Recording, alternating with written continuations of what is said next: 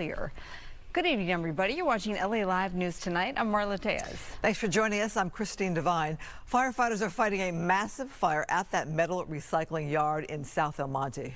Smoke could be seen for miles. Now we're learning a shelter-in-place order is being issued. Fox 11's Ed Lascos, he's live at the scene tonight with the update. Ed?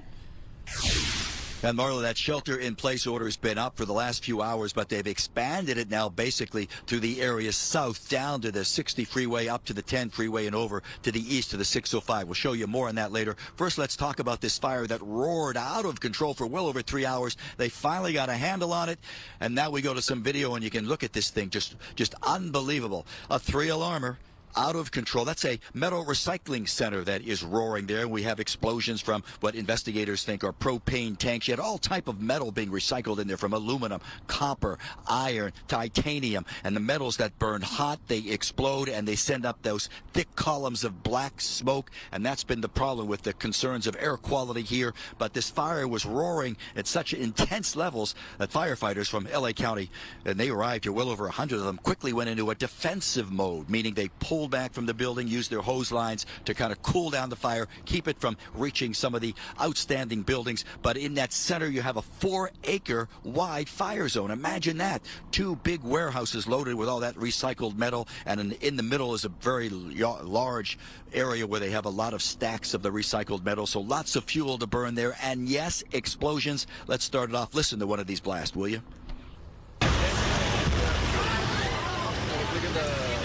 There were explosions, which also caused us to go a little more defensive at the time when we're hearing things like that. So we kept all our firefighters safe. There was no injuries. The building on fire did have metals and other materials in there that are under investigation at this time. Metals also can burn hot, and those are probably the cause of those, but we're still investigating what materials were inside of the building.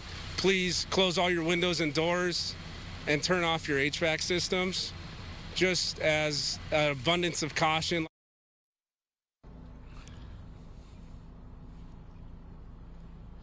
And when he talks about an abundance of caution, we're talking about that map area there, and you can see it. So breaking it down, basically in short-sleeve English, it's the area that is south of this fire zone, down to the 60 freeway, to the east of 605, the area by the city of Industry, and then up to the north to basically the 10 freeway. So it's a huge area where they're asking thousands to basically shelter in place, close their windows, close their doors, turn off the ventilation systems as we come back out live. And that's the reason for it. They have most of this fire. The fire itself, as Fire Command says, is under control, but there's still hot spots certainly burning down in there, and that black smoke still going straight up in the air, and that's the concern. That's why they want everybody to shelter in place. It's going to be a long night here. We also saw some of them heavy equipment tractor trailers moving in with the big bulldozers, the big earth movers, because Fire Command says they need to get in there and move away, lift up all of that rubble to get into those hot spots until they can finally extinguish this thing. So I think, ladies, we're talking well into the early morning hours, mid-morning hours, until they can finally get this thing totally knocked down.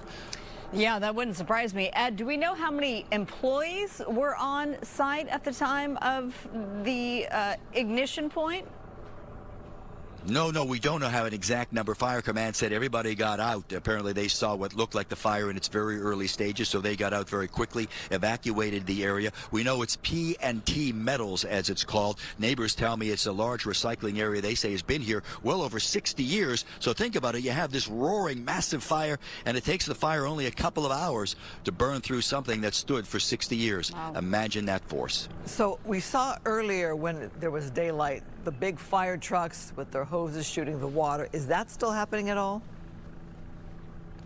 From what we could tell, and Joe will give you a look down through all the red lights, I think from what we could see from our vantage point, and they won't let us get up there obviously for safety reasons, and I'm thankful for that, because with this kind of fire you don't want to get that close. But in any event, I think they're still using their hose lines on the front, the North Tyler Ave area here, trying to get to those areas, those hot spots inside. But that massive fire attack that we saw earlier with the dozens of hose lines all around the building surrounding the 4-acre fire zone. That's hard even for me to imagine saying that. 4-acre wide fire zone. Imagine that. That's how sprawling this was. But no, Christine, they're still using those hose lines, but not as such an intensity that they were earlier.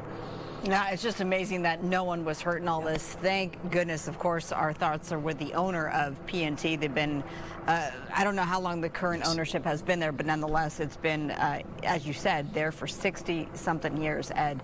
Such a loss. All right, we'll follow up. Thank you so much. We have a different story here. Homemade explosives are suspected in a huge, deadly explosion in Bell Gardens. It was breaking news right here last night. The blast killed one person, believed to be a teenager. Two others were critically injured. Fox 11's Christina Gonzalez reports. You can hear the explosions on Ring video. The enormous flames recorded on Citizen app by terrified neighbors. My wife, hey, it's fire, fire in the corner. And the big explosion, she's so scary, the big explosion. I heard the sound and felt it on the ground. Responding fire crews know the explosion came from a second-floor apartment at this Purdy Avenue complex. Two members of the same family are pulled out from the unit. The injuries to the older of the two has been described as burns over 90% of his body in extreme critical condition. But the family living there reports a 13-year-old is missing. And it isn't until daylight fire crews can actually start a proper search for a body and the possible cause. They find things indicative of homemade explosive devices used to make fireworks or explosive. Neighbors have reported that this house has been known to launch fireworks in the past. Investigators do find human remains inside the unit. Consistent with a missing 13-year-old.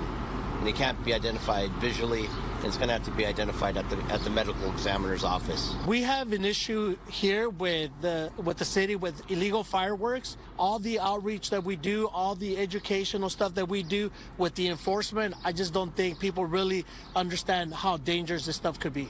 Suva Intermediate confirming that 13-year-old is one of their students. You can see the growing vigil here at the location of the explosion. The Red Cross also confirming that the other families who live in that building, who are all related, they're not going to be able to come back. So they're helping 17 adults and 7 children to find other places to live for the nearby future. And police, of course, investigating this whole situation. Possible charges against whoever had those fireworks in that apartment. I'm Christina Gonzalez in Bell Gardens, Fox 11 News. Police make an arrest of a sexual assault suspect. Investigators say just this past Sunday, a woman was sexually assaulted inside her business near 8th and Main Streets in downtown LA. The incident was captured on surveillance footage. Then yesterday, police arrested 30-year-old Joseph Lee Davis. Here's a look at him. They arrested him in the area of 6th Street and San Julian Street. He was booked on attempted rape charges. They say Davis is a known sex offender with a prior sexual battery conviction. New developments tonight in the deadly shooting of ICU nurse Alex Preddy in Minneapolis. The Border Patrol reports the 2 agents who shot Preddy have been placed on administrative leave. Also, we're now learning more than a week before Preddy was killed, he suffered a broken rib during a clash with ICE agents. Attorney General Pam Bondi, who was in Minnesota, says 16 people were arrested today on charges of assaulting, resisting, or impeding law enforcement. She says more arrests are expected. That state and local cooperation to allow us to take criminal illegal aliens from the jails once they've served time, and so they're not re-let out back into Minnesota. Meanwhile, President Trump says progress is being made on the ground. 3 local congressional Democrats held a news conference demanding Homeland Security Secretary Kristi Noem be impeached. 2 37-year-old American citizens were shot dead in broad daylight in Minnesota by Donald Trump and Kristi Noem's immigration enforcement agents. 2 Americans killed by their own government. Americans across this country of both parties are saying this is not the America that we want. We don't want an America with secret police enforcing laws without accountability. Add to that, Congressman Brad Sherman says an independent investigation needs to be launched into the crimes, quote, committed by federal agents terrorizing American cities. End quote there. California Senators Alex Padilla and Adam Schiff are demanding the Department of Justice open a civil rights investigation into the death of Renee Nicole Good. She was shot to death by an ICE officer in Minneapolis January 7th. Senate Judiciary Committee Democrats, including Padilla and Schiff, say the DOJ's decision to not investigate her death highlights a problematic trend of ignoring civil rights laws. 6 lawyers from the Minnesota U.S. Attorney's Office resigned in protest over the failure to investigate. New at 8 in Santa Barbara, an ICE agent is seen spraying what appears to be pepper spray at a protester. Santa Barbara Police Department says they had no knowledge that ICE agents would be anywhere in that city today. Officers attempted to de-escalate the situation. The ICE agents left the scene. No one was arrested. No word on how that protester is doing tonight.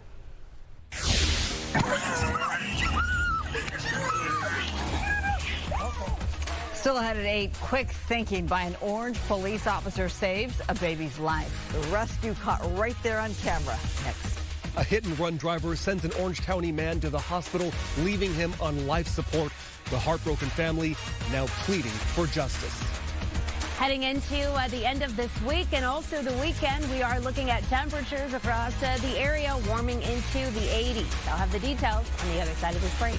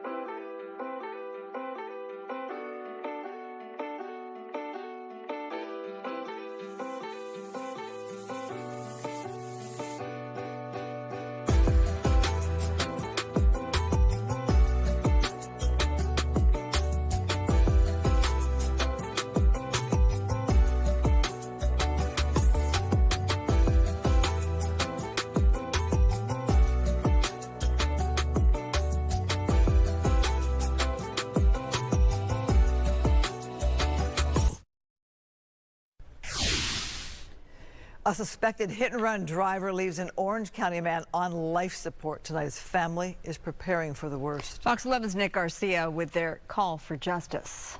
He was a big part of our life, and he's not here. Miriam Leon and Maritza Trujillo grapple with the reality their father, 54-year-old Jesus Leon, is never coming home. He and his wife were on their way to work early last Monday morning, heading south on the 5 freeway in Irvine when their car was hit.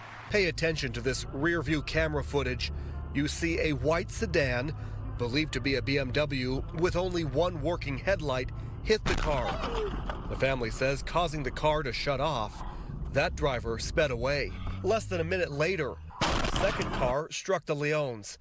That driver stayed to help. How scared they were and they couldn't do anything. Like how helpless they felt. The sisters describe Leon as a loving husband, father, and grandfather. It's hard because it's just us two. And he has 3 grandchildren. And we were with him most of the day. He would work at night, so most of the day he would be here at home. The tight-knit family now bracing for life without him and also praying for justice. I just don't understand how they don't feel any guilt of how they just hit a person and they just left. I don't understand that part. At first I was mad, but then I was like, my dad wouldn't want me to be mad at that person. Like, he wouldn't want me to be like that. Nick Garcia, Fox 11 News.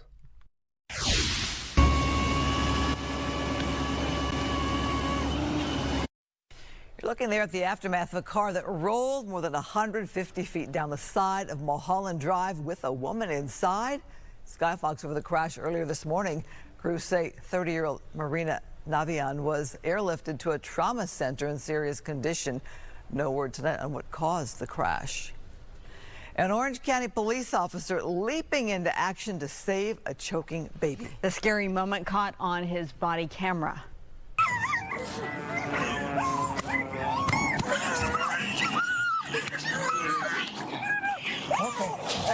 Okay. It's okay. Ooh. This unfolded last Monday. Police say the 7-month-old baby girl was choking on a hair clip. Corporal Gregory Cates says it took him about 30 to 40 seconds to dislodge it. He says it was his first time ever doing the Heimlich maneuver. I haven't had to do a Heimlich on anyone before. I've performed CPR before on someone who had a heart attack. But no, I haven't had to perform a Heimlich on anyone yet. So first time with a 7-month-old was very intense. Having kids myself, anything and everything could go in a kid's mouth, so it's not a surprise. And she did tell me, Mom did tell me that all the hair clips are gone now. I bet. Well, today Corporal Cates was awarded the life-saving medal for his heroic act. As a new mom, couldn't be more true. They literally put anything and everything in their mouth, and that made me think about hair clips. Do I have any hair clips? Exactly. Well, I'm always amazed that police get there in time, right, to save a child. In addition to already being lodged in the throat, and then 30 to 40 seconds. It's so intense to watch that video. He is a hero. I love hearing that. You're okay. Yeah. You're okay. Oh, it's so sweet. Woo. Yeah. Thank goodness. Yeah. All right. Guide dog puppies almost took flight today at Van Nuys Airport. About 15 pups in training practice boarding and exploring a plane. This is all part of a training exercise with guide dogs for the blind. The goal? To get them ready for air travel with visually impaired handlers. It's hosted by Retrieve Air. The event highlighted the dedication behind training these dogs, which are provided free of charge. Guide Dogs for the Blind is the largest guide dog school in North America. Please make sure you're Good pups. All right, coming up, we all know them, we all hate them. Potholes. But what if there was a way to prevent them altogether? New pavement being tested next.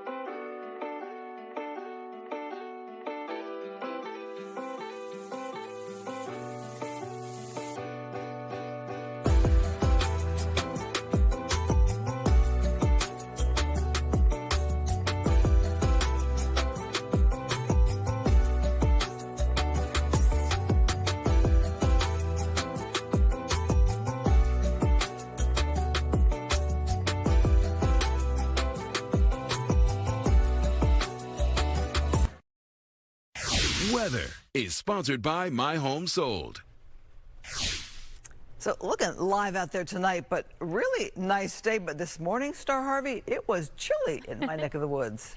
It was chilly, not just chilly to start off our morning, Christine. We also had some cloud cover. It really did engulf a lot of the area. One of that areas was downtown Los Angeles, but we did have areas up across the valley, the Santa Clarita Valley and the San Fernando Valley, that did get a beautiful start. We have a beautiful start, or a beautiful end to the day right now, which is going to make way for even better conditions getting into tomorrow morning. Here's a look at our satellite and radar. We do have mostly dry conditions across the West Coast, and we do have our high pressure system to thank for that. Our high pressure system really moving into gear as early as tomorrow, and then pushing through the rest of this work week. Now, we do show that very strong ridge over the West Coast, keeping a lot of us warmer than average through the next weekend here. And then as we take a look across the East Coast, we do have a trough in the jet stream there, and then that is going to allow for a much cooler pattern to set up. As we settle into this weekend, that high pressure taking even more dominance over the West Coast here, and primarily over our Saturday, where we start to see our temperatures really driving up across the area. We do also track another system moving in towards the East Coast, mostly over the Carolinas. We are tracking a secondary bomb cyclone. What does this mean? This means that we do have a disturbance setting up over the area, and just in a short amount of time, about 24 hours, we are watching that pressure associated with that system dropping. And so it does allow for a very active snow pattern, but also the chance of some ice and, yes, frigid temperatures as well. We're likely to see some of these frigid temperatures continuing into tomorrow as well. It is really good to see our freeze line raise across a lot of the south there. So we're pushing back up towards the north, where we have areas like Bismarck going as far as Omaha,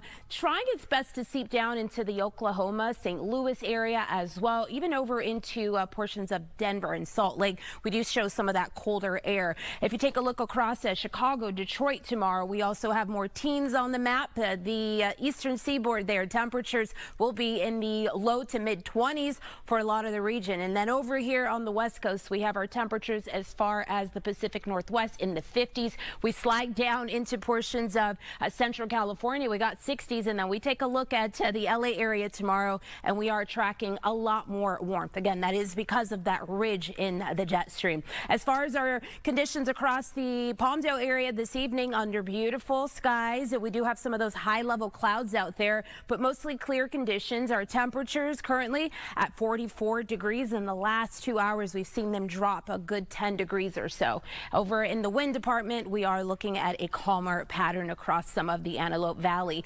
Santa Clarita temperatures right now are in the 40s, I believe. I'm going to check back in on that, but Ontario, we're at 61. Santa Ana, we're at 60, and Santa Monica, we're at 56 degrees.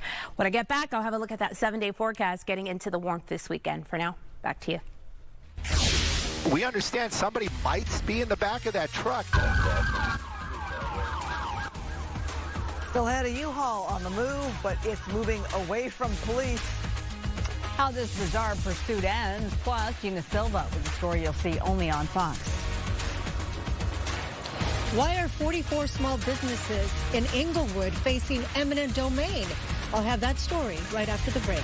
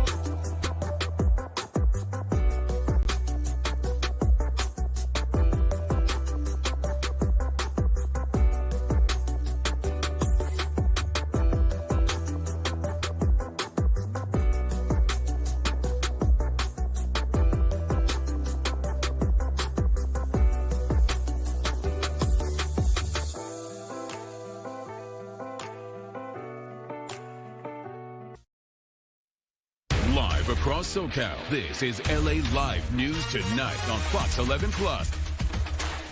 New at 8, federal agents forced to call the LA County Sheriff's Department for backup after a crowd becomes unruly. Fox 11's Matthew Cedar live in Lynwood with new information. Matthew? Yeah, it sounds like a big misunderstanding. There were some TSA agents eating dinner at this restaurant behind me here in Lynwood. Someone spotted them, thought they were maybe ICE agents, and then all of a sudden, dozens of protesters arrived. We'll show you the restaurant here. It's this Korean barbecue restaurant. There's still some protesters kind of hanging around. Some of them have megaphones, but for the most part, it is wrapped up. If you take a look at this video, this is just probably about 90 minutes ago. You can see the dozens of protesters that were here, as well as the LA County Sheriff's Department. So essentially, once that these TSA agents were identified, they called in for help just so that they could leave the property safely. We have tried speaking with some of the protesters that are still here. Unfortunately, they are not willing to speak with us tonight. But back out here live, you can see that there are still a couple of people hanging around, but much calmer than it was just a little while ago. I'll go ahead and send it back to you. Sounds like people got word that there were these agents there. We've had so many immigration raids and Homeland Security operations. They were thinking that, and you're saying the officers were TSA people. Yeah, you know, emotions are definitely high after we've seen all these immigration enforcement operations across the country. It sounds like this was just a mistaken identity. People thought these federal agents were ICE. They turned out to be TSA officers. And, you know, I think some of these protesters still think that they could be ICE. So as far as we understand, the TSA officers, they were able to exit without being physically harassed? They were able to leave. I know that the Sheriff's Department was here. They got it all cleared out. And for the most part, it is much calmer. But we do know that those agents were able to exit. That turnout there of law enforcement, that was big. Yeah, tremendous show of, you know, law enforcement coming in here. And I think, you know, we don't know what the call was, but we do know that they were requesting some sort of backup from federal law enforcement, which is the TSA, you know, needing help to get out here, exit safely. Okay. Matthew, we'll follow up. Thanks so much. Well, tonight, a battle is brewing in Inglewood as local businesses there. They fight to save their livelihoods. The owners do, from a city plan to take over their properties ahead of the 2028 LA Olympics. Fox 11's Gina Silva is live with the story you'll see only on Fox 11. Gina. Well, the city says the project is designed to improve transit, but the businesses at this shopping center, they are about to be displaced. Everything is so uncertain that we're fearful that they'll just shut the door on us and condemn the building. Amelia Hernandez, owner of Selwyn's Jewelers, Inc., says she and dozens of other small businesses at Inglewood Plaza are in danger of losing their livelihoods, saying the city of Inglewood is threatening eminent domain. I feel like they're hunting me down to get me to agree to a price that I'm not okay with. What is our family legacy really worth? Businesses that have been here over 30 years. City planners say the property is needed for a transit center that would support bus service and parking as part of upgrades planned ahead of the 2028 Olympics. But business owners like Amelia say the city is only offering relocation help, not compensation for long-term losses. And she expects rent at a new location would be much higher. At $5,000 to $10,000, the new leases, there's just no way to be sustainable long enough while our clients try to find us all over again. The owner of the property and most of the business owners have reportedly not signed an agreement with the city. But Amelia worries the outcome will still be the same. Unfortunately, we know how it all ends. Families lose everything.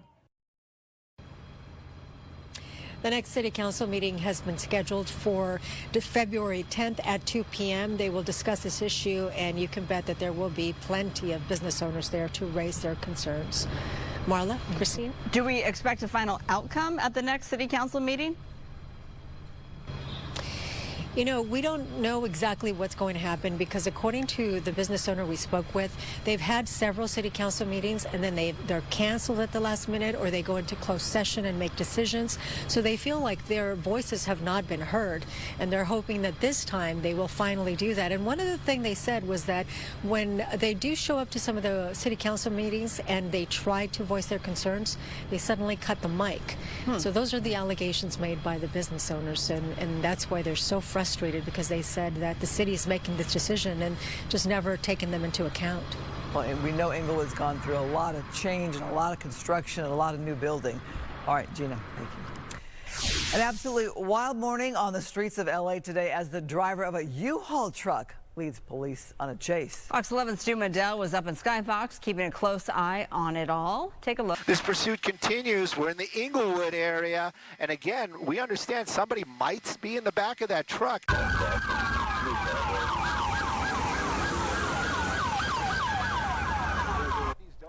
This is a wild one. It started just about 4:30 this morning. LAPD says burglars wearing ski masks broke into a warehouse on East 32nd Street. They took off when officers arrived. The suspects ditched the U-Haul in Inglewood right near Randy's Donuts, and then this happened. It is getting into a car. Open. You know what? It is getting into a car. Getting into a car. Oh, look at that. LAPD trying to block them.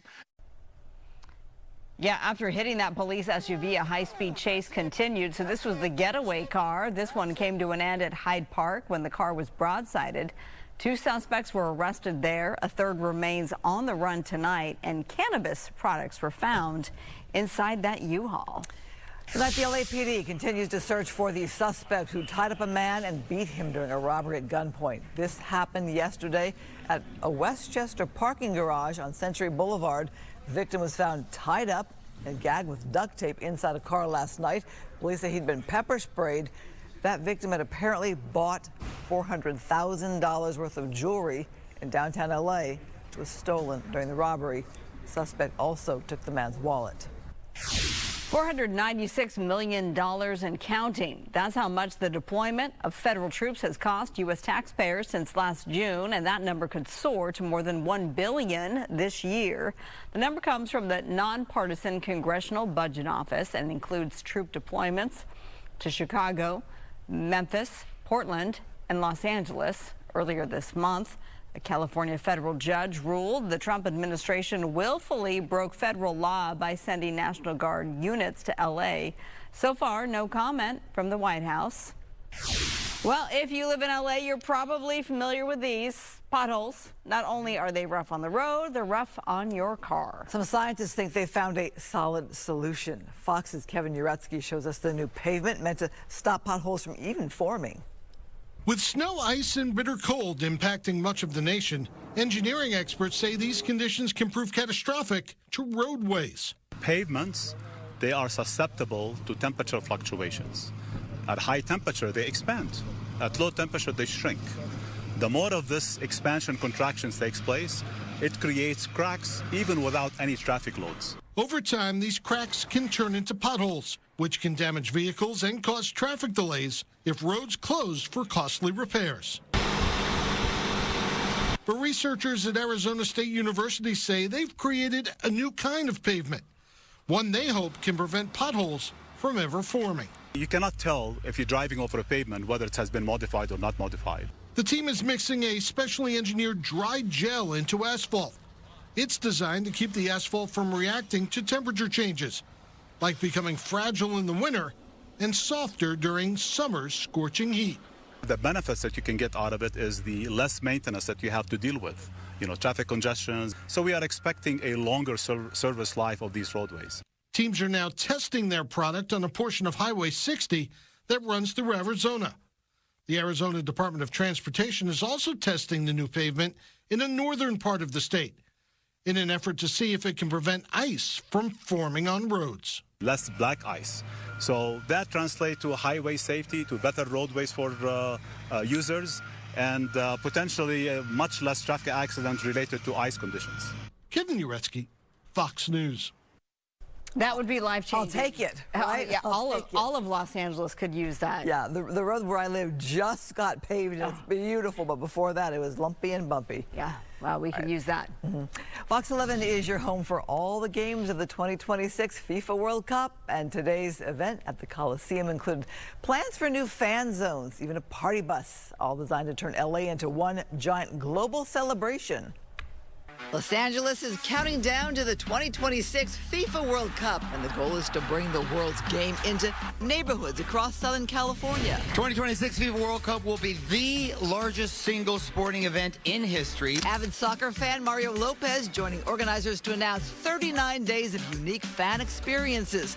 Few people understand what the World Cup means to Los Angeles and to the global soccer community better than Kobe Jones, a Los Angeles native and U.S. men's national team legend. I always say the World Cup, it's an event. It's more than just the games. It's a party. Right. You know, there's so many things that are going to be happening. At the heart of that party, the official FIFA Fan Festival, taking over the Los Angeles Memorial Coliseum, June 11th through June 15th. For the full 39-day tournament, the host committee is rolling out 9 official World Cup fan zones. Those fan zones include the original Farmers Market, Union Station, Magic Johnson Park, and Hanson Dam Lake. Each site will host multi-day events with live match viewing, interactive experiences, food, music, and family-friendly activities.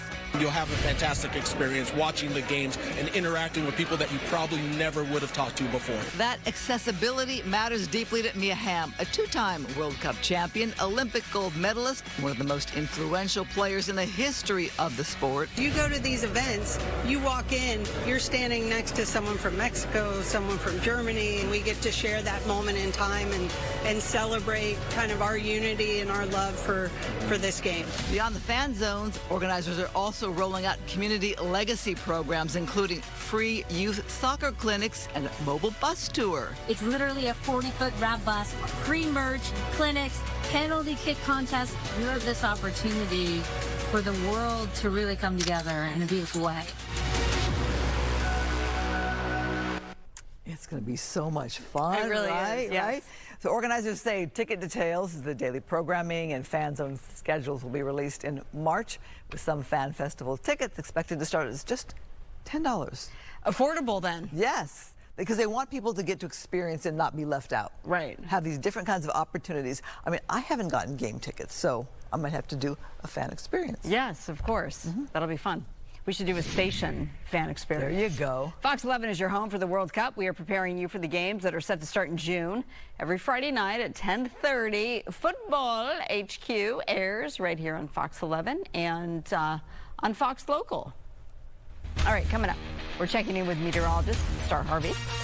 We do head into this weekend with a much warmer pattern in store. I'll have those details and everything that we're looking at happen across the East Coast as well on the other side of the story.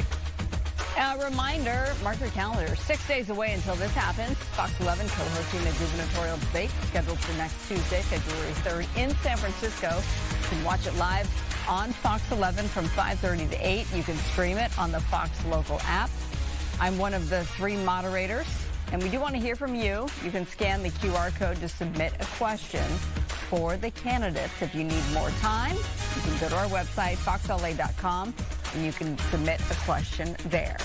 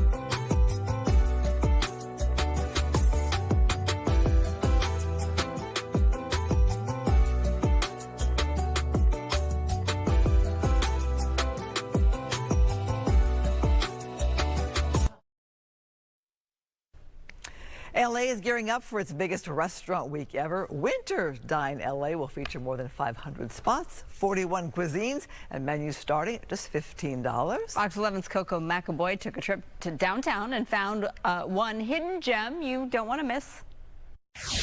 We are here at Lasang Tofu in Koreatown, and this is such a popular spot. It actually went viral on TikTok because it's just that good.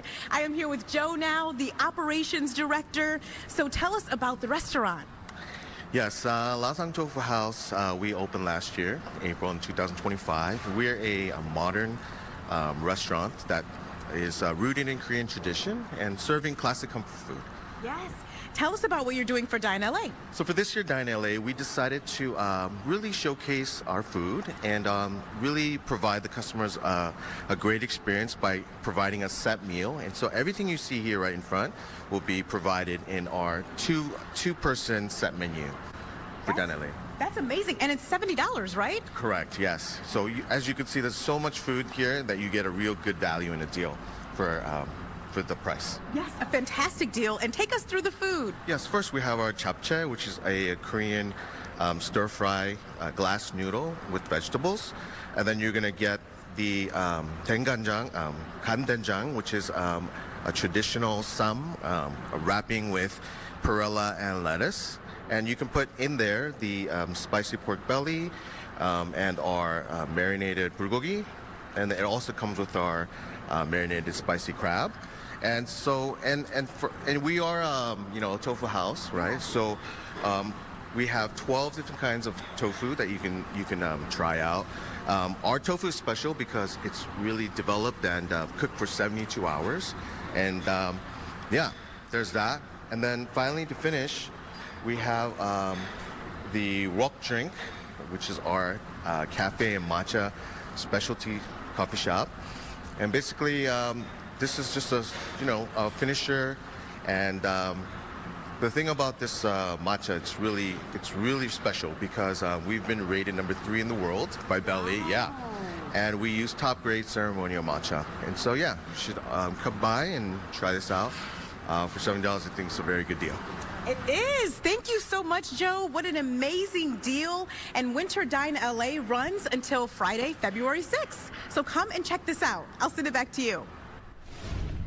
Food looks good. It's hard to believe it's winter, though, considering that we're dealing with 80 degrees plus in the next couple days, almost 90 in the valleys, right? Yes, we have some areas that are going to be in those upper 80s, and I would not be surprised if we see it happen out to the east, areas like the Inland Empire. So it's coming, it's here, and yes, it is not summer. Enjoy. Enjoy it. It's not summer, but it is feeling like it, at least this weekend or so. So if you don't already have those plans, not a bad idea to go ahead and do that. I can just imagine how many people are going to be flocking out to the beaches, the coastline, and maybe out to the mountains as well for all of us that don't like the heat. We do have a little bit of everything happening across Southern California. Drawing you in a little bit closer, we do have a line of clouds. You'll see it stretched as far north as portions of the downtown area, streaming all the way south of Barstow there. Riverside, we are seeing some of those high-level clouds as well. Now, we do have some moisture off to the north of us, but we are under the protection of a high-pressure system, so it has done its best to keep us dry this week, and it has done its thing. As we move into tomorrow, as well as Friday and this weekend, high pressure will be the focus, and with that being the focus, we are going to continue to not just see our temperatures driving up, but we are also going to see the chance for our winds becoming more active across some of the areas. So all in all, we are in store for a pretty quiet weather pattern. Other than the winds picking up not just tonight, but moving into portions of the weekend, we are expecting to see those very warm temperatures as early as tomorrow, moving into this weekend. Some of us will remain in the 70s. Not all of us will see temperatures in the 80s, but a good chunk of us will see those temperatures in the mid to upper 80s by the time we arrive at this weekend. As far as today went, we did pretty decent. In fact, we brought it up to 76 degrees. Almost about 10 degrees above our normal there of 68. And if you look at that record temperature of 88, today we did not do that. But by the time we arrive at this weekend, I do believe that we will have a lot more of the region that will come close to that number. 60s and 70s. That was the story for today. Here's a look at our observed highs. We had some 60s across the coast, but also into some of the Antelope Valley area there. As far as the Ontario Riverside Inland Empire down to our low deserts, temperatures did make their way in the 70s. So we had those clouds this morning. We do still have some of those high level clouds moving over into tomorrow, but take a look as we get into the overnight hours, rolling into tomorrow morning, the afternoon as well. Things are looking a lot more pleasant out there as far as our sky conditions. Some of us may have a cloud hanging around the area, but for the most part, we are going to have sunny conditions for tomorrow into into Friday as well. Now, as far as our gusts go, here's a look at what we're expecting moving into tomorrow. Now, we do have wind advisories that are in place for not just portions of the Santa Clarita Valley area, but also up towards San Luis Obispo. As far as our winds, we're going to see them moving across some of those valleys, our mountains, our passes, the Cajon Pass there, but also into portions of our Santa Ana Mountains. Not just tomorrow, moving into Friday as well. We do have that advisory in place, letting us know that even though our models are indicating that they're at about 25 to close to 30 miles per hour here, we could see those gusts get as high as 50 miles per hour at times across some of the area. Here's a look at our temperatures scooching on over into the end of the week. 82 degrees by tomorrow. By the time we push into this weekend, yes, LA and the Orange County area, we are shooting for the mid to upper 80s. And then we do see those temperatures tumbling back down to the back half of the weekend, moving into the early parts of next week. As far as the valleys in the Inland Empire, there's those temperatures flirting with that 90-degree mark. That's by the end of this week and during the early parts of this weekend. So again, you heard me say it, make those plans. It is going to be one of those weekends where you do want to be outdoors enjoying the sunshine. Back to you. I think she said Saturday. Yeah, wait for Saturday. We still have more news ahead here at 8. But first, here's a preview of what's coming up at 9. Nurses in San Pedro hold a vigil tonight for fellow RN Alex Preddy, the man killed by ICE in Minneapolis. What they are demanding tonight. Plus, 2 California shoppers have filed a lawsuit against Costco, and it's all about the rotisserie chicken. We'll explain. That's ahead at 9.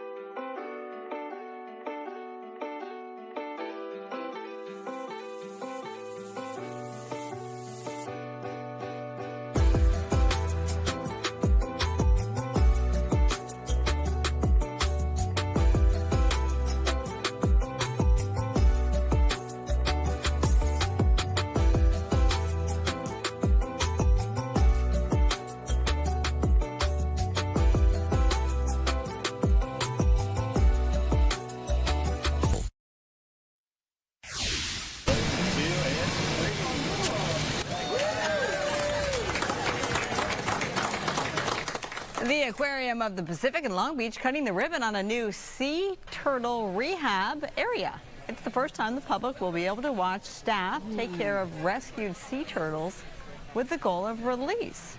Its first resident is a special green turtle with just 3 flippers. It was rescued from the San Gabriel River after its flipper got caught around a fishing line and then got infected. After surgery and almost a year of rehab, the turtle is fully recovered. That's amazing.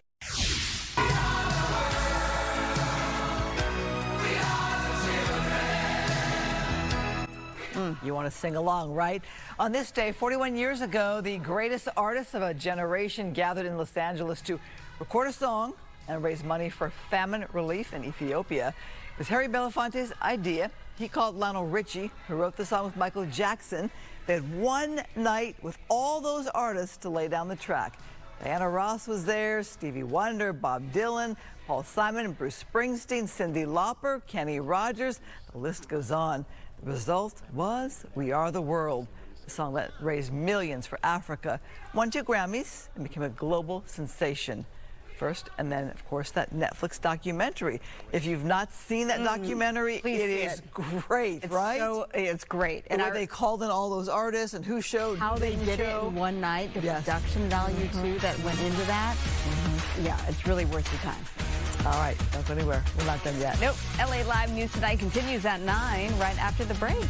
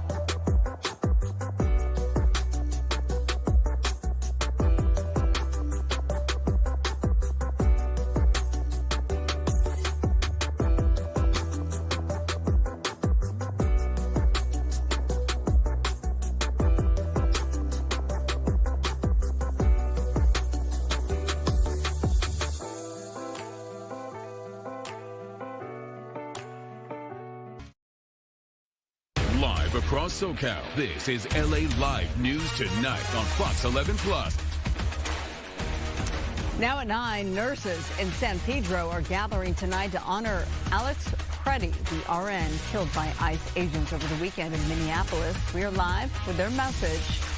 Plus, federal agents caught in chaos. An unruly crowd forces them to call for backup. A closer look at what sparked that tense standoff. This is at Lasco's tonight live. South El Monte, a shelter-in-place order stands for thousands this late hour. Here's why. From Skyfox, this 3-alarm massive fire still pumping out lots of smoke. Stand by for the latest news on all of this. And we're live from the coast of the inland valleys. Meteorologist Star Harvey with a preview of what's on the horizon.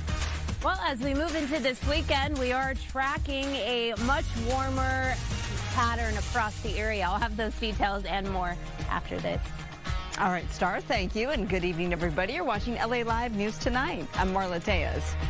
New tonight, the outrage over the death of nurse Alex Preddy is being expressed tonight in Southern California. Fox 11's Laura Diaz, she's live in San Pedro with people who have at least one special thing in common with Preddy. Laura. Yes, Marla, of course, Alex Preddy was a nurse, and today we heard from people whose life work it is to be a nurse. They spoke out on his behalf. This is an immigrant community, and we need a safe place here. Registered nurses held vigil on busy 7th Street in San Pedro near Providence Little Company of Mary Medical Center. They held candles and signs and spoke out for fellow nurse Alex Preddy. Preddy, an ICU registered nurse, was shot and killed by federal immigration agents January 24th. This Wednesday, hundreds who proudly call themselves nurses said even though Minnesota is almost 2,000 miles away, Preddy's death hit home, especially for this ICU nurse. It was horrible.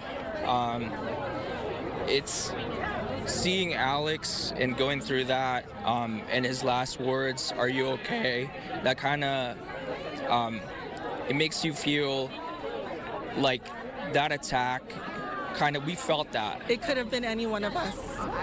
We all, as nurses, can relate to how he ended his life, where he was saying, "Are you okay?"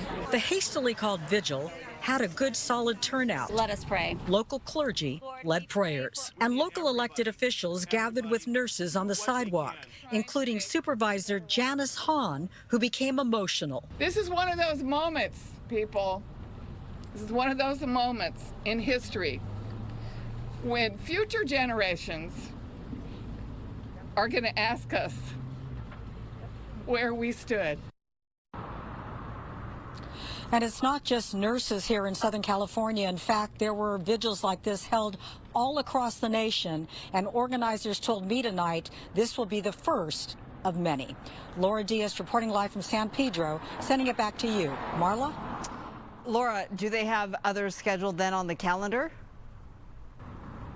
Well, I think when they got the turnout they did tonight, because as I was told to me, they got this together really rapidly, but they plan to do a number of these. They feel that it's very important that they speak out on behalf of somebody who did the same thing they did for a living.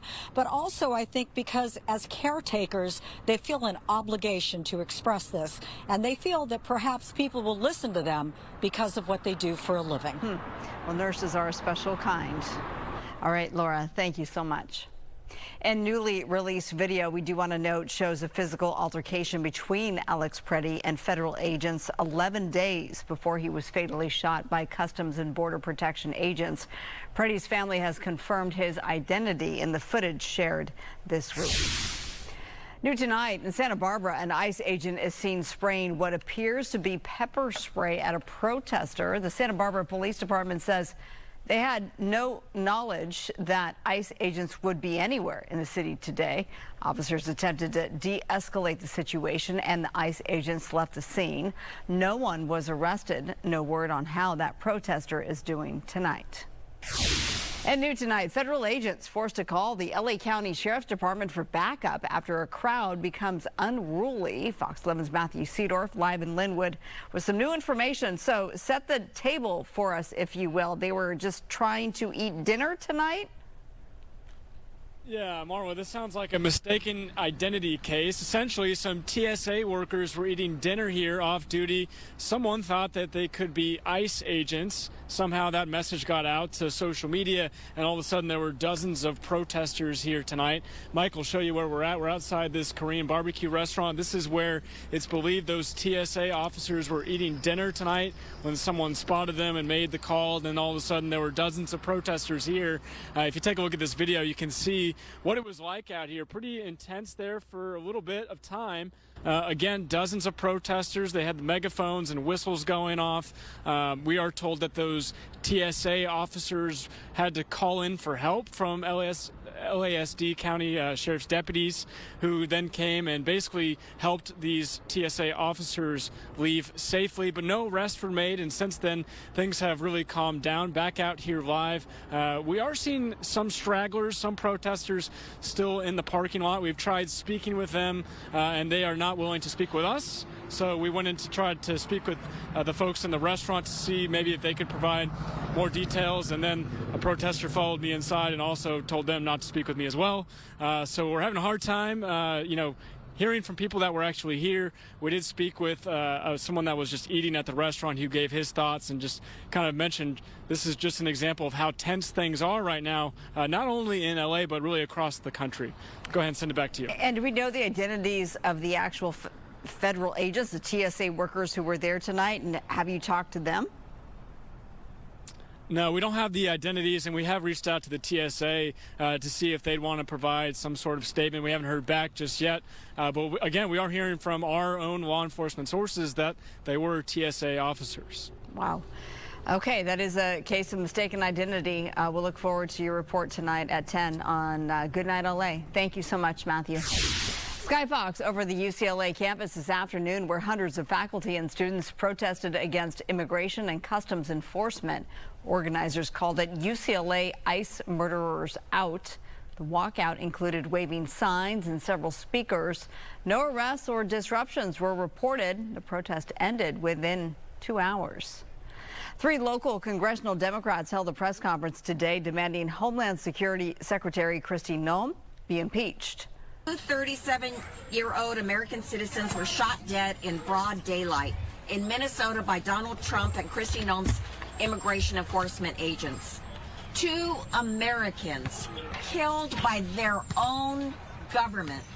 Americans across this country of both parties are saying that this is not the America that we want. We don't want an America with secret police enforcing laws without accountability. Congressman Brad Sherman, you see him right there. He says an independent investigation needs to be launched into the crimes committed by, quote, federal agents terrorizing American cities.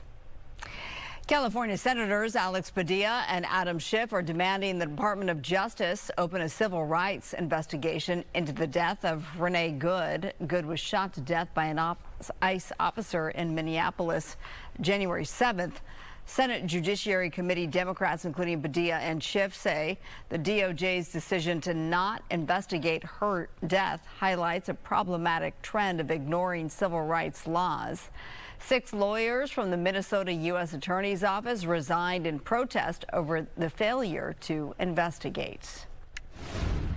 All right, live look outside. We're looking at the skies above LAX right now. It was a beautiful day.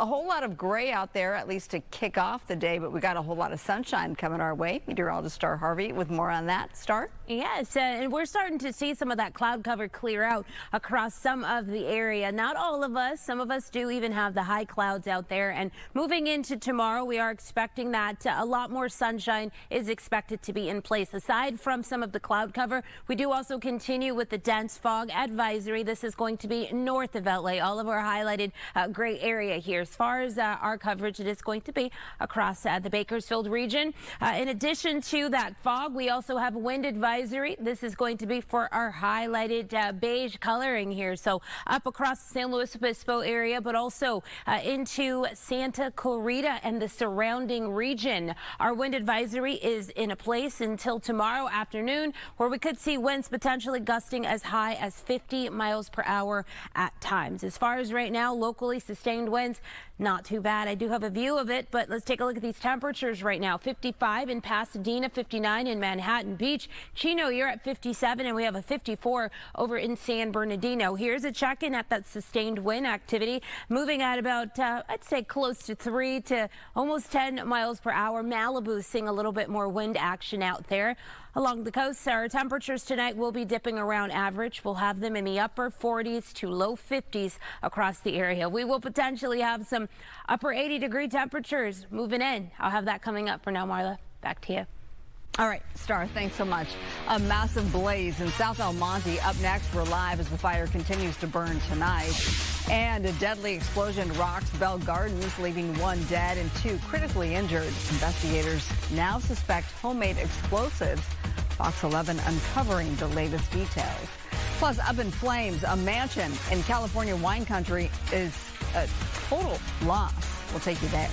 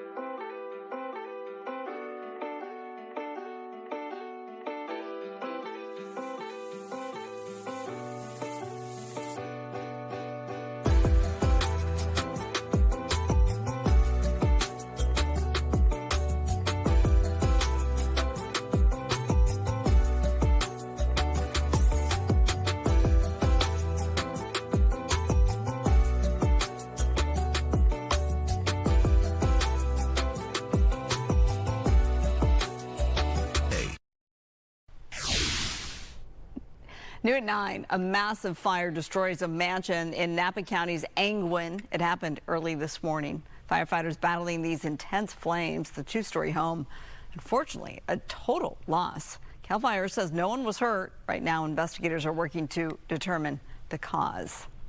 Homemade explosives are suspected in a huge, deadly explosion in Bell Gardens. This was breaking news last night right here. The blast killed 1 person, believed to be a teenager. 2 others were critically injured. Fox 11's Christina Gonzalez reports.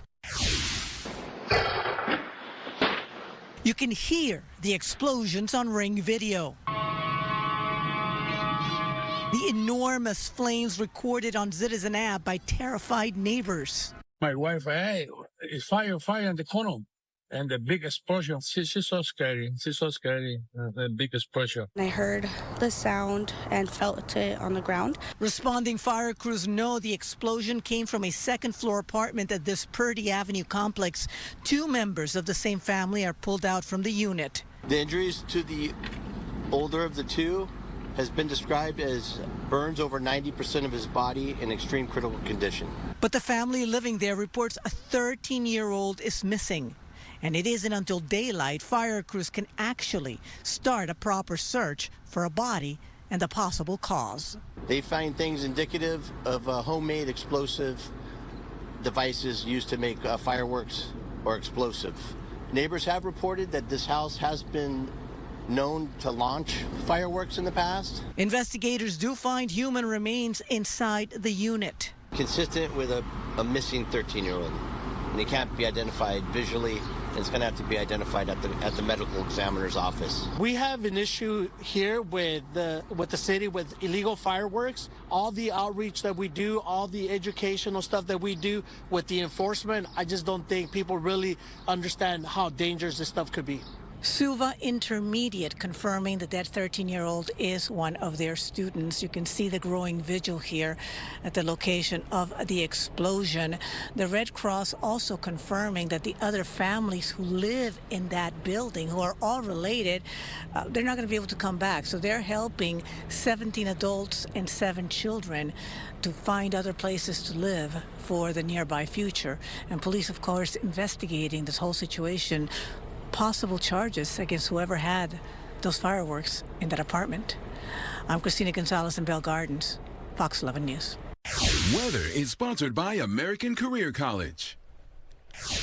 All right, we're looking live from atop Mount Wilson, and Star Harvey, I think you caught everyone's attention when you said near 90 degrees is coming our way, and we're in January. Yeah, we are. We are expecting to see those temperatures getting up there by the time we get to this weekend. We are tracking temperatures in the mid to upper 80s. So again, wouldn't be surprised if we do see some of those numbers popping out across some of our valleys, but also areas east of LA. As far as what's happening right now, we do have some mostly clear skies out there. Here's a look at our widened satellite and radar. It's gorgeous out there, especially across most of the West Coast. We do have the protection of high pressure. It has been aiding in keeping away some of that moisture that we currently have up across the Pacific Northwest, and moving also into tomorrow. Our high pressure system will carry with us into not just our Friday, but also into this weekend as well. And again, with this ridge in place, due to this system moving in, we are not just seeing those warmth picking up, but also we are going to experience some pretty breezy conditions moving into this weekend. On the opposite side of the country here, we do have a completely different pattern unleashing. In fact, we do have a trough moving across the area, allowing for some more of that Arctic air to go ahead and build in. So as we do get into late tomorrow, as early as Saturday, and moving into our Sunday as well, we are looking at a bomb cyclone moving in across areas like the Carolinas, moving up and through portions of the East Coast as far as the Northeast, to be exact there. Taking a look at some temperatures across the Midwest, we are taking temperatures into the teens down to the 20s moving into tomorrow. Now, the Mid-Atlantic moving across areas like Pennsylvania into New York, the Virginias, we are going to see those temperatures ranging from the teens all the way into the 20s. As far as our cold line here, you can see it where those colors kind of change here, the contoured colors. So from the blue as well as the lighter blue into the greens as well as the yellows, just indicating that we do have warmer temperatures across those areas. And we'll see that here signified across portions of the West Coast. Checking back into the Palmdale Antelope Valley area. Beautiful skies up there. Temperatures right now at 42 degrees. A nice little wind out of the northwest, about 7 miles per hour. Outside of Palmdale, we do have a lot more 50s and 60s across the area. 55 in Santa Monica, 60 in Ontario. St. Anna, you're at 59 degrees. Moving into tonight, it is going to chill off for a lot of us. Some of us did wake up with our temperatures on the cold side. I had Christine mention that to me. And here's a look up into Palmdale. We are going to be possibly dipping below that freezing marker. Victorville sitting right at that 32 degree mark. And then we'll have areas like our mountains also in the 20s, low deserts in the 50s. And Long Beach, you're going to see those temperatures temperatures in the mid-50s as well. Now, along the coast moving into this weekend, slightly cooler than what some of our interior section may be, but it is going to be a tad bit higher than your averages as well. So while some of us may see the 80s around town, your temperatures are looking a lot more like the mid to upper 70s, close to the 80-degree mark. Marla. All right, Star, thank you so much. Taking on the concert ticket industry. Coming up, Kid Rock calls out, quote, greedy snakes and scoundrels in a fiery Senate hearing. But what does he say about fans being blamed for skyrocketing prices? We'll tell you next.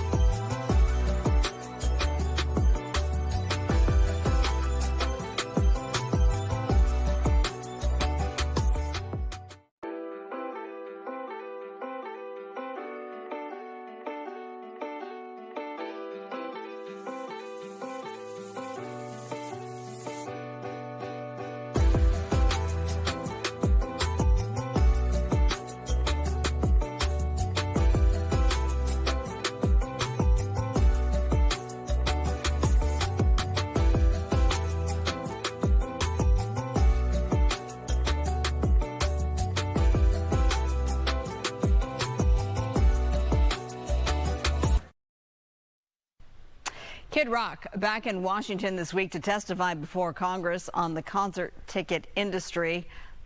Last year, the musician, a close friend of the president, was on hand in the Oval Office during an executive order signing targeting ticket scalping. This time he was on Capitol Hill advocating for artists. Fox's Kevin Cork has a story. Musician Kid Rock blasting the concert ticket industry during a Senate Commerce Committee hearing on Capitol Hill Wednesday. It's no secret, none, that this industry is full of greedy snakes and scoundrels. Too many suits lining their pockets off talent they never had and fans they mislead. The 55-year-old, legally known as Robert Ritchie, telling senators fans are paying too much for concerts and events. He places part of the blame on the 2010 merger of Ticketmaster and Live Nation, which he described as a failed experiment that's led to price gouging and skyrocketing ticket sales. Independent venues have been crushed. Artists have lost leverage. Fans are paying more than ever and getting blamed for it. It's a message other witnesses echoed. They're a behemoth for sure, and it makes things very difficult for independent promoters. Last year, the Federal Trade Commission sued Live Nation, which owns Ticketmaster, alleging it allowed brokers to bypass purchase limits to buy millions of tickets in bulk and then allowed to resell those tickets at inflated prices. Live Nation, which is fighting those claims, told lawmakers it's working to address these types of industry issues. We've made big changes. Ticketmaster policy is now to limit everyone and every entity, ticket brokers included, to only one Ticketmaster account. A bipartisan bill requiring sellers to advertise the total ticket price, including fees, up front, advanced in the House last year, though it has yet to pass in the Senate. In Washington, Kevin Cork, Fox News. And this is at Lasco's Tonight Live, South El Monte. That huge, massive 3-alarm fire. Most of the flames are out, but the threat continues from lots of heavy smoke. No wonder there is a shelter-in-place order for thousands through the area. Stand by for the latest on that. Plus, Costco's famous rotisserie chicken is under fire, literally. A new California lawsuit claims the retailer misled millions of shoppers about what's really inside. So what's in the chicken? And could it impact you? Those details next.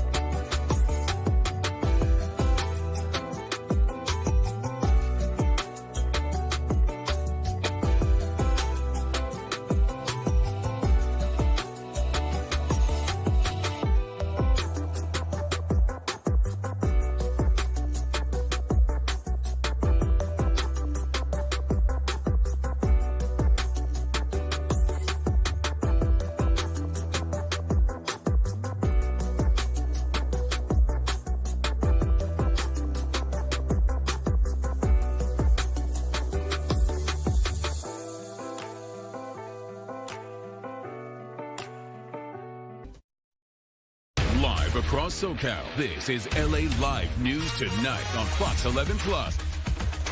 Well, tonight, firefighters are still battling a massive fire tearing through a metal recycling yard in South El Monte. Towering smoke choking the sky late this evening, visible for miles. Fox 11's Ed Lascos, he is live with more on a shelter-in-place order that is in place for nearby neighborhoods. Ed? And Marla, that shelter-in-place order has been expanded a little while ago because while the flames mostly are out, there's still a lot of hot spots in this massive fire, still pumping up a lot of that white smoke at this point, choking smoke in many of the neighborhoods. Joe, take us right into the story, will you? Looking past all those flashing lights, that's around the bend there to the left. That is what used to be that large recycling center. And as you see it, that white smoke drifting up into the air, and now it's blowing as the wind has kind of changed here. It's blowing off to the south, off to the southwest. Still a major concern after this unbelievable fire. You know what I mean by that? Look at this video and you'll see it for yourself. A 3-alarmer roaring out of control through this recycling center with firefighters from LA County. More than 100 firefighters. Took them more than 3 hours just to get this thing under control. No wonder when you see flames roaring through these 2 massive warehouses and the center area that was loaded up with all types of recycled metal, from titanium to aluminum to copper to iron and even propane tanks. And that's what firefighters say caused several explosions here when those tanks blew. So firefighters, quickly as they arrived here, went into their defensive mode, circling the building, getting out of the building to keep the firefighters safe, but still hitting the flames with their hose lines, keeping it from spreading. But those explosions, unbelievable. Let's start it off. Listen to one of these tanks as they blow. There were explosions, which also caused us to go a little more defensive at the time when we're hearing things like that. So we kept all our firefighters safe. There was no injuries. The building on fire did have metals and other materials in there that are under investigation at this time. Metals also can burn hot, and those are probably the cause of those, but we're still investigating what materials were inside of the building. Please close all your windows and doors and turn off your HVAC systems, just as an abundance of caution. An abundance of caution, he says, mapping it out. Here's that area really where it's all those folks being told to shelter in place, and it's an area mapping it out from really the 10 freeway down to the 60 freeway, South El Monte, the fire zone right in the middle, and an area that is north and east of the 605 freeway. As we come back and you are looking live at that smoke drifting up into the air. Earlier, about an hour ago, it was going straight up, but it gives you an idea how that wind now has changed, and it's blowing off to the left of your screen, blowing off to the south, to the southwest, and many of these neighborhoods as you go through here, driving through, it almost looked like there was heavy fog earlier about an hour ago, but it's really this thick smoke going through here. So no wonder Marla Fire Command is telling a lot of the folks, just close your windows, close your doors, turn off the ventilation systems. And it's probably going to be that way, I'm thinking, right through the night, because this thing is smoldering. Still, Marla, a lot of hot spots deep inside that rubble. What do we know, Ed, about the history of this company? Well, the neighbors have been telling me it has been here for some 60 years, 61, 62 years. Very large recycling area. In fact, this area, this neighborhood here, right along North Tyler, some of the fire engines move through. Really, it's Tyler and Weaver, the Cross Ave here. There's a lot of recycling companies here, and they have the big gates, and they take in a lot of the different metals and things of that sort. Joe's giving you a look over there. That's another recycling area over there. So there's many over here. It's an industrial area just off the 10 freeway, south of the 10 freeway. But in this particular one, about 60 some years, neighbors say it's been here, always busy, trucks coming and going. And today, luckily, all the workers got out. They got out just before that fire really took off. So when that video and those pictures of the flames, Marla, are so incredible, maybe even more incredible is the fact that no one is even hurt here from this fire. And that includes firefighters, which is a huge relief. Yeah. Glad to hear that. All right, Ed, thanks so much. Developing tonight, an 80-year-old Holocaust survivor, Andrei Korshanov, has been identified as the man hit and killed alongside his dog in Sherman Oaks by an unregistered Maserati. The crash happened about 11:30 last night on Woodman Avenue. Police say he was in or near the bike lane when the car struck him. His daughter tells us he loved life and had plans to return to Ukraine. He was dreaming to get back to Ukraine after war finished. And he just came here to live his peaceful life and was killed here. And his dog was also killed. The car was later found parked down the street. Right now, police are searching for the suspect, who they say took the plates off the car after the crash. A suspected hit-and-run driver leaves an Orange County man on life support. Tonight, his family is preparing for the worst.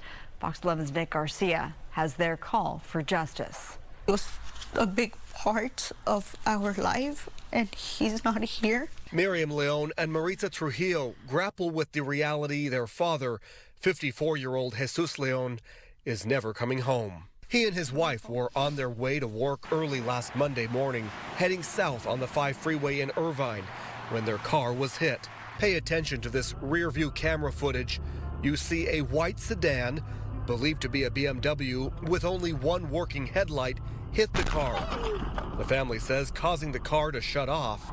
That driver sped away. Less than a minute later, a second car struck the Leons.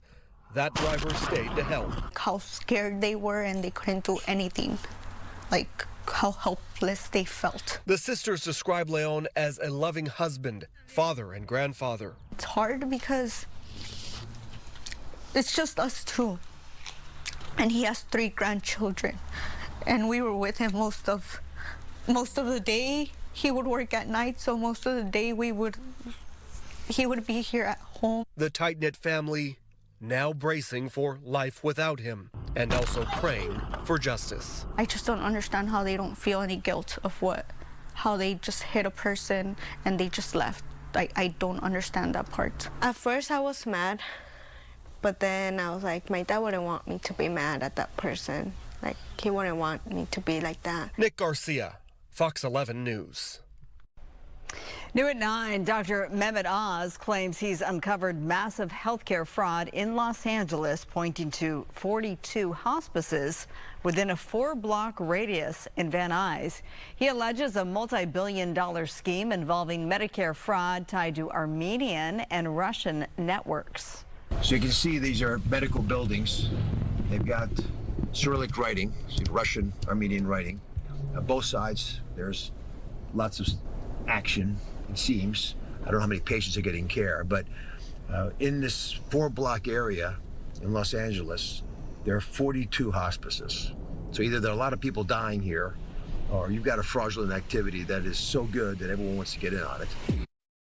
California Governor Gavin Newsom fired back, accusing Oz of racial profiling and defending the state's crackdown on hospice fraud, which has already revoked hundreds of licenses.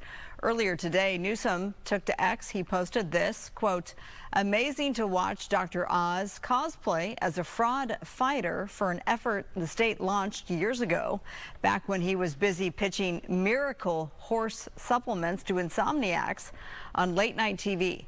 Gavin Newsom banned all new hospices beginning in 2022 and revoked 280-plus licenses. Dr. Oz, please say thank you. A judge rules that LA City Council member Curran Price will face trial on corruption charges. Price is accused of embezzlement, perjury, and voting on matters that benefited his wife's consulting firm. Prosecutors allege these actions occurred between 2019 and 2021.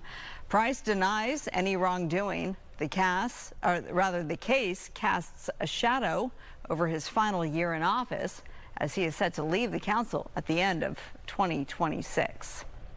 Well, tonight a battle is brewing in Inglewood as local business owners fight to save their livelihoods from a city plan to take over their properties ahead of the 2028 LA Olympics. Fox 11's Gina Silva has a story you'll see only on Fox 11. The city says the project is designed to improve transit, but the business owners at the shopping center say they will be forced out. Everything is so uncertain that we're fearful that they'll just shut the door on us and condemn the building. Amelia Hernandez, owner of Selwyn's Jewelers, Inc., says she and dozens of other small businesses at Inglewood Plaza are in danger of losing their livelihoods, saying the city of Inglewood is threatening eminent domain. It feels like they're hunting me down to get me to agree to a price that I'm not okay with. What is our family legacy really worth? Businesses that have been here over 30 years. City planners say the property is needed for a transit center that would support bus service and parking as part of upgrades planned ahead of the 2028 Olympics. But business owners like Amelia say the city is only offering relocation help, not compensation for long-term losses. And she expects rent at a new location would be much higher. At $5,000 to $10,000, the new leases, there's just no way to be sustainable long enough while our clients try to find us all over again. The owner of the property and most of the business owners have reportedly not signed an agreement with the city.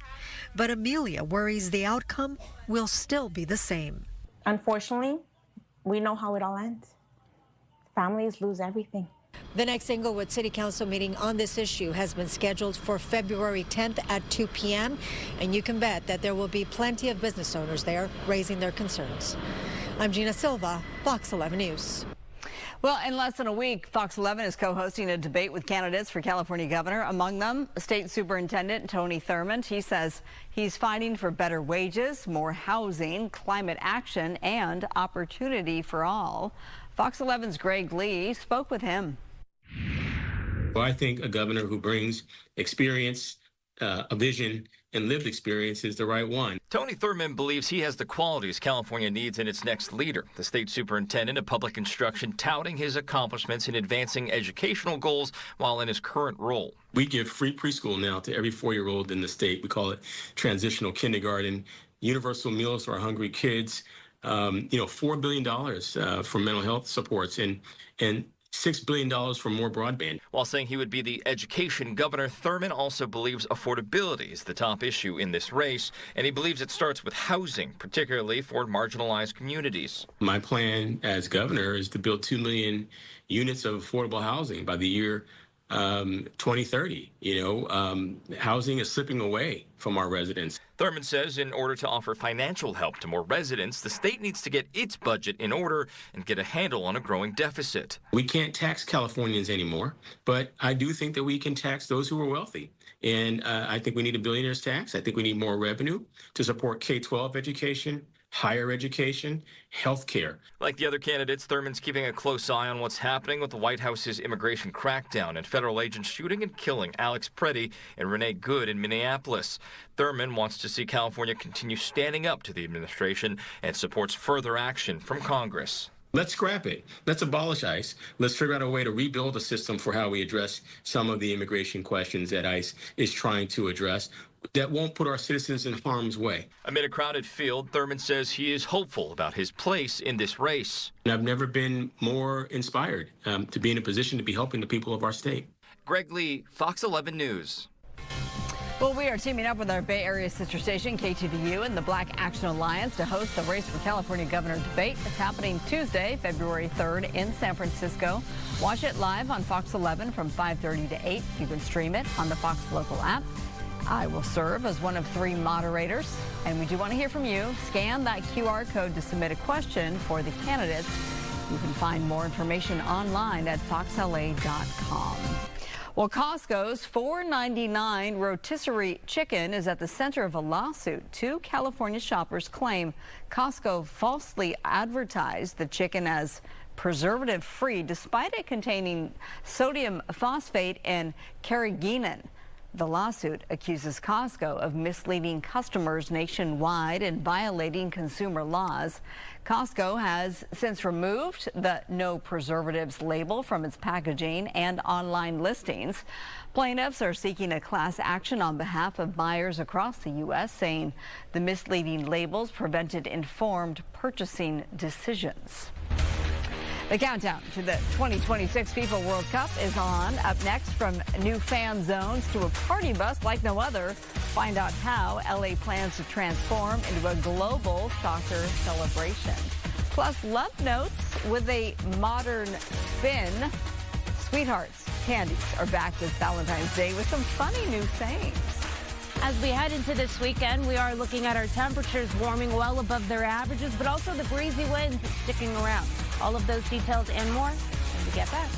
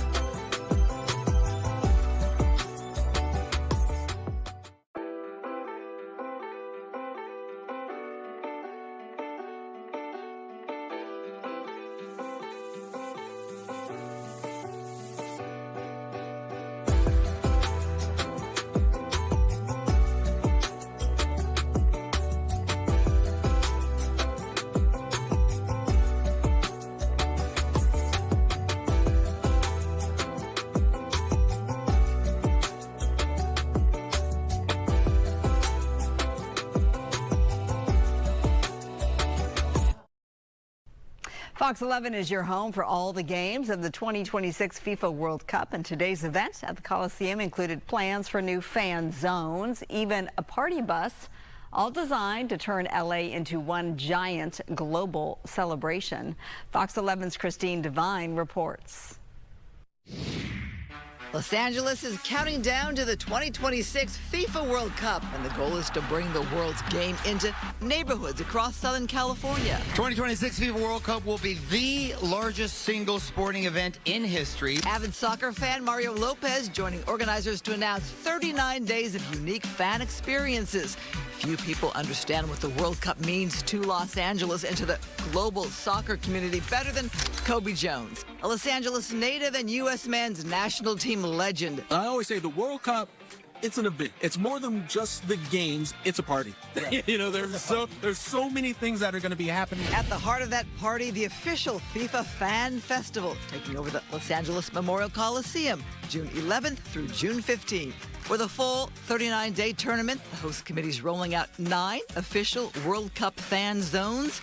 Those fan zones include the original Farmers Market, Union Station, Magic Johnson Park, and Hanson Dam Lake. Each site will host multi-day events with live match viewing, interactive experiences, food, music, and family-friendly activities. You'll have a fantastic experience watching the games and interacting with people that you probably never would have talked to before. That accessibility matters deeply to Mia Hamm, a 2-time World Cup champion, Olympic gold medalist, one of the most influential players in the history of the sport. You go to these events, you walk in, you're standing next to someone from Mexico, someone from Germany, and we get to share that moment in time and celebrate kind of our unity and our love for this game. Beyond the fan zones, organizers are also rolling out community legacy programs, including free youth soccer clinics and mobile bus tour. It's literally a 40-foot wrap bus, free merch, clinics, penalty kick contest. You have this opportunity for the world to really come together in a beautiful way. Organizers say ticket details, daily programming, and fan zone schedules will be released in March, with some fan festival tickets expected to start as low as $10. We thank Christine for that. Fox 11 is your home for the World Cup. We are preparing you for the games that are set to start in June every Friday night at 10:30. Football HQ airs on Fox 11 and on Fox Local. I've been planning this for a long time. Your daughter is the same age you were when this all started. It continues. New at 9. Actor Matthew Lillard, known as the original Ghostface in Scream, is launching Ghostface Vodka with macabre spirits. The premium vodka debuts next month in a collectible set featuring a signed bottle, custom glassware, and exclusive extras. And by no coincidence, Scream 7, which Lillard is in, opens February 26th. Ow, ow, ow, ow. When it comes to finding love in this economy, you don't need a prince in shining armor climbing your hair.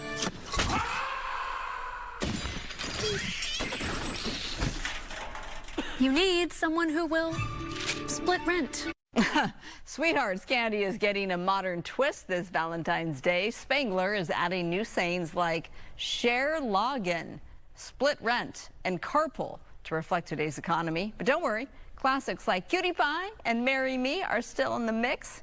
You can find these updated conversation hearts in stores nationwide. Oh gosh, that takes me back. I feel like I'm in 3rd grade all over again, Star Harvey. Right. Except for, you know, we didn't have the shared login. It was just the Marry Me, Cutie Pie. Right. Yeah. Hug me. That's right, the hug me. I love hugs. Right. You know, and that just sets a reminder for me. I'm like, oh man, it's time to get out there as a mom and get those Valentine's Day things going for the little ones, right? Valentine's Day, we do still have about 2.5 weeks before that arrives. For anyone that needed that reminder. We do still have mostly clear conditions across some of the area. We do have some clouds filtering in for some of us, but the LA area we are expecting to remain under dry and quiet conditions through the remainder of this work week. In fact, I just went ahead here and rolled our futurecast. not much happening. We are under the influence of high pressure. What that system is doing is, one, it is keeping all of this moisture off to the north of us. It is also bringing in a warming trend. So each day we are tacking on a few degrees, but it is also allowing for some breezy conditions moving in from tonight and then also streaming through the start of this weekend. I'm going to get through that once again. Mostly quiet here on our headlines for our weather pattern. Our Santa Ana winds pretty breezy to gusty as early as tonight, and it will continue that way for some of us into our weekend. Temperatures, we are expecting it to be on the warm side. In fact, very warm for some of us as early as tomorrow, stretching into the first half of our weekend, where some of us will see the 70s, but a lot of us will also have those 80-degree temperatures. We're talking mid-80s to upper 80s unleashing across some of the region. As far as today, we brought it up to 76 degrees for the downtown LA area, so well above our normal. We're usually at that 68-degree mark, and if you take a look at those records, we didn't quite make it today. An 88-degree back in 1971. I do believe by the time we get to this weekend, possibly not the downtown LA area, but some of our region, maybe like the valleys or the Inland Empire, will check in with a temperature in the mid to upper 80s. Here's a look at how good we did today. A lot of us did track warmer than usual. We did still keep a lot of 60s on the map across some of the deserts, our high deserts, but also off towards Ventura County. And we had 70s across LA, the Inland Empire, and also our low deserts. Here's a futurecast moving into our 10 o'clock hour, so less than 10 minutes away. A lot of those clouds trying their best to hold on. We do have some of those high level clouds moving through the rest of this week. Here's a look at overnight, mostly clear